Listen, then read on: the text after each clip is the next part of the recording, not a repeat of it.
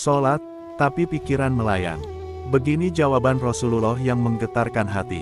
Pada suatu majelis Rasulullah, suasana terasa begitu tenang. Para sahabat duduk melingkar, menyimak setiap perkataan beliau dengan penuh perhatian.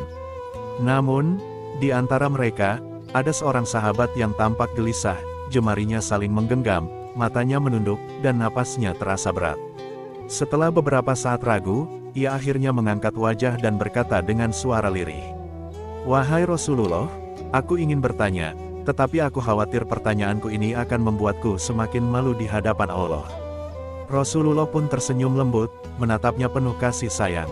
"Katakanlah, wahai saudaraku, tidak ada pertanyaan yang membuat seseorang hina jika ia bertanya untuk mencari kebaikan." Sahabat itu menarik napas dalam, matanya mulai berkaca-kaca.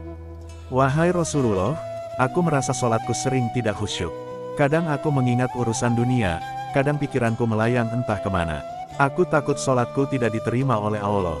Apakah dengan sholat seperti itu, aku tetap mendapatkan pahala?" Suasana majelis seketika menjadi hening.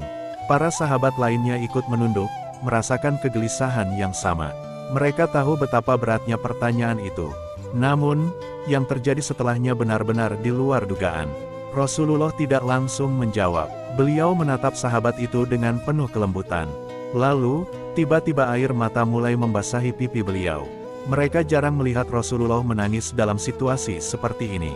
Dengan suara bergetar, beliau berkata, "Demi zat yang jiwaku berada di tangannya, sungguh, setan tidak akan pernah berhenti berusaha mencuri bagian dari sholat seorang hamba hingga ia teralihkan. Tetapi ketahuilah, Allah tetap melihat usahamu." Rasulullah menarik napas dalam, lalu melanjutkan, "Wahai saudaraku, engkau meninggalkan sholat hanya karena takut tidak khusyuk. Maka setan akan menang. Tetapi jika engkau tetap berusaha sholat meski pikiranmu teralihkan, ketahuilah bahwa setiap kali engkau berusaha kembali kepada Allah dalam sholatmu, saat itulah Allah menyambut." Mendengar itu, sahabat tersebut tak mampu menahan tangis. Begitu pula para sahabat lainnya. Kemudian Rasulullah melanjutkan dengan penuh kelembutan. "Bayangkan seorang ibu yang melihat anaknya berjalan ke arahnya, tetapi anak itu sering jatuh dan tersandung. Apakah sang ibu akan marah? Ia justru akan berlari menghampirinya, mengangkatnya, dan mendekapnya erat. Itulah Allah, ia lebih penyayang daripada seorang ibu kepada anaknya. Selama engkau terus kembali, Allah akan selalu menerimamu." Air mata mengalir di pipi sahabat itu. Kata-kata Rasulullah begitu menusuk hatinya. Sejak hari itu, ia tidak lagi putus asa dalam sholatnya, berusaha khusyuk dan setia.